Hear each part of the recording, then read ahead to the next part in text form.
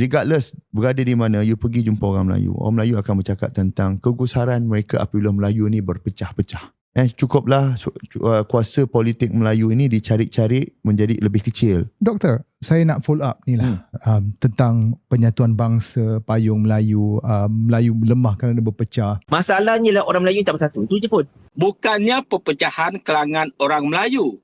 Rata-rata orang Melayu tidak berpecah. Dan mereka tidak memiliki parti pun. Misalnya.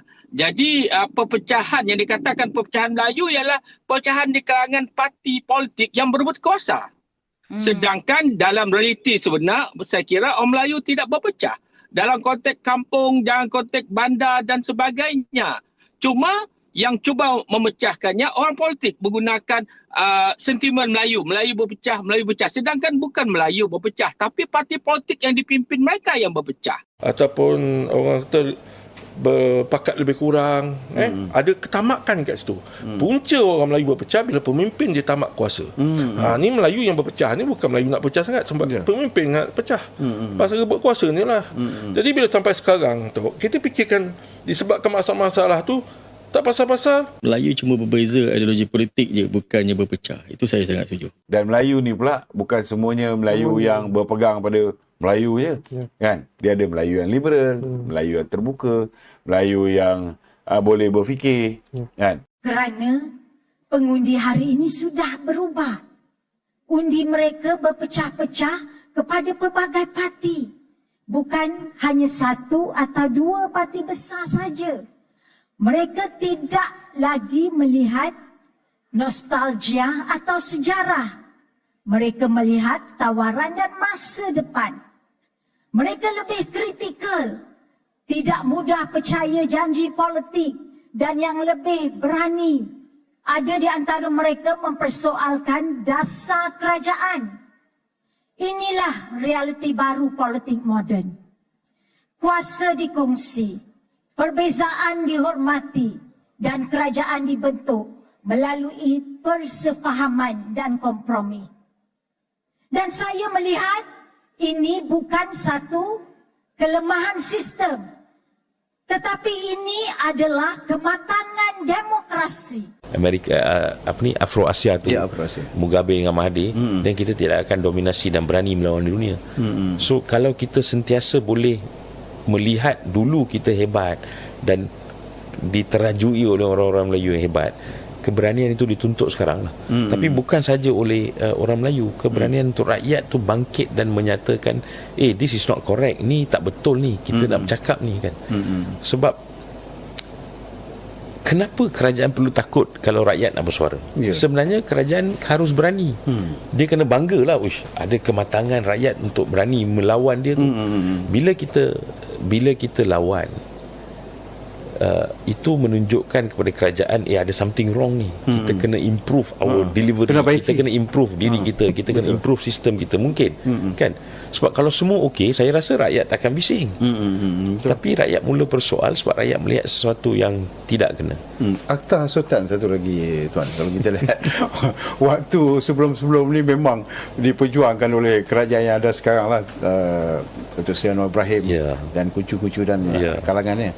Tapi sekarang ini nampak sebagai satu tekanan pula kepada aktivis-aktivis. Parti politik yang matang tidak harus dipimpin oleh ketakutan. Orang Cina pun bukan semua suka dengan DAP. Jadi semua parti-parti hari ini dan parti India ni berpecah banyak. Dalam Cina pun ada berbagai-bagai suku kaum. Hak nak berparti, hak nak sokong sesiapa. Diorang ni kan, dia dalam politik ni kan, dia, bukan politik semua orang ni. Saya tengok ni yang paling teruk ni kat dalam UMNO ni. Dia cepat sangat orang yang ada pendapat yang kuat dalam UMNO ni, laju sangat di blacklist. Ya, betul. Laju sangat di blacklist tu kadang-kadang tak faham. Dia orang kata kena walak lah, kita kena tiru ni lah, apa benda semua, tak ada. Ini negara demokrasi, semua orang ada hak untuk berpersatuan, ada dalam perlembagaan Malaysia.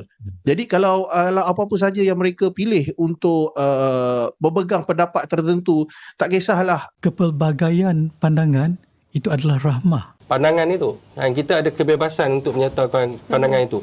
Dan selepas itu yang terbaru ini kita lihat PAS pula bersama dengan Bersatu boleh dikatakan pengkhianatan terhadap UMNO kerana UMNO tidak sanggup untuk bersama dengan PAS pada ketika itu, ya.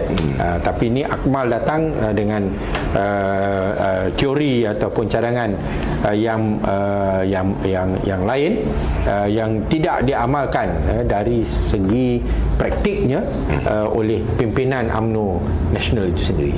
Dan praktikalnya di atas sedang dipraktikkan ya. Okey. Dan orang akan tanya apa masalahnya, adakah dalam gabungan kerajaan perpaduan ini kamu dizalimi, kamu dikhianati, kamu dipinggirkan, apa sebab kamu nak supaya tidak kekalkan kerjasama kerajaan perpaduan. Tapi setakat ini yang terpaling atas adalah DAP lah. Dia tak kisah sama ada berfungsi dengan baik, rakyat dapat manfaat dan menikmati berbagai dasar-dasar yang telah dilaksanakan yang menguntungkan mereka. Dia tak pandang. Dia apa yang dia nak, kebencian terhadap DAP yang walaupun bukan atas apa-apa sebab dan tindakan. Okey, agak keterlaluan ke kalau kata ini keinginan dia ataupun keinginan pengundi dia? Saya merasakan ini merupakan hasil daripada pemikiran yang politik yang cetek, minta maaf lah ya, yang tidak berpengalaman, yang melihat secara zahir Melayu bersatu kita boleh menang, dan apa berlaku selepas itu wallahu alam. Selama ini parti Melayu atas nama Melayu telah menguasai politik, ya, negara kita, tetapi orang Melayu kekal dalam keadaan yang sama, status quo, dan masih lagi dilihat lemah dari berbagai sudut, ya. Berarti bahawa kalau ada politik penguasaan politik Melayu sekalipun tanpa adanya satu wawasan dan dasar yang jelas yang benar-benar bertujuan untuk dan mampu untuk meningkatkan taraf kehidupan dan keupayaan orang Melayu itu sendiri, maka ianya tetap tidak membantu, ya. Dan pendekatan Akmal seperti mana yang kita tahu, dia menakut-nakutkan orang Melayu terancam, Islam terjejas dan sebagainya, dan dasar kesatuan itu adalah untuk yang 70% ini bersatu untuk nak hadapi yang 30% yang sebenarnya tidak mengancam sesiapa pun. Ya, betul. Kita letak Akmal berehat sekejap. Ini ada banyak perkembangan berlaku, lebih-lebih lagi hari ini.